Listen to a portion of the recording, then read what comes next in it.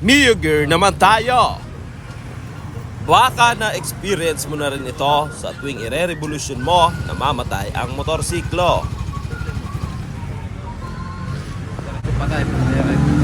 Palit tayo ng spark plug, pwede kasing mahina na ang kanyang spark kung kaya't kapag masyadong marami ang gasolina ay hindi niya na kayang sunugin. Dito muna tayo sa pinakamurang solusyon. Testing tayo kung mamamatay pa ang kanyang makina o mapapaatras ang bangs niya.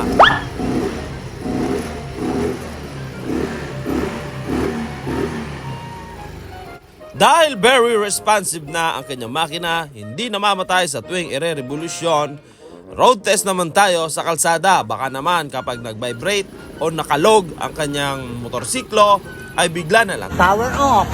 tumirik ito. Yung tirik na tatago ang eyeball mo doon sa talukap ng mga mata mo. Iba yun ah. Location natin, Kalikutista Laboratory, 13 Martires sa Google Map at pwede rin namang Kalikutista Laboratory Main sa Gentry naman iyan. Tingnan natin kung gaano katulin magpatakbo ang may kanya ng motorsiklong ito.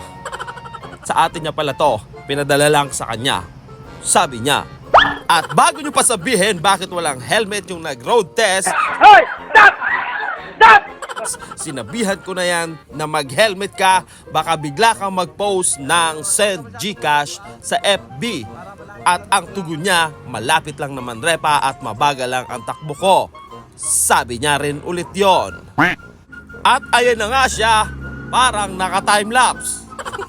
Wala pang helmet ah. Dahil na-enjoy niya ang accelerator, tinanong ko ang may kanya dyan kung alright ba tayo dyan? Alright.